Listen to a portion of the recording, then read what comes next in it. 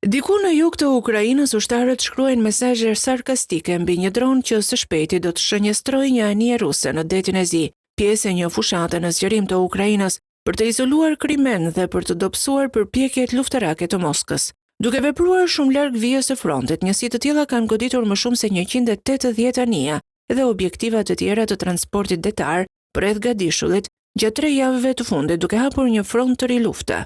Sulmet së pari në detin Azov dhe tani duke u zgjeruar dhe në detin e Zi janë të dizajnuara për të rritur kostun e pushtimit të Krimes për Rusinë dhe për të kthyer rrjedhën në favor të Kievit në vitin e 5 të luftës. Sulmet e panumërta janë pjesë e duelit në ujërat strategjike në javët e fundit, gjatë të cilit Rusia ka shtuar sulmet ndaj porteve ukrainase dhe anijeve ndërkombëtare të mallrave. Krimea, e cila shërben si një qendër tranziti dhe ushtarake për trupat e Moskës, është bërë një shënjesër e re për forcat e dronëve të Ukrainës. Muajt e fundit, ato kanë synuar lidhjet rrugore dhe hekurudhore në një pjesë të Ukrainës jugore të pushtuar që lidh Gadishullin me Rusinë, e cila e aneksoi atë në vitin 2014, shumë kohë para pushtimit të plotë të Ukrainës nga Moska në 2022.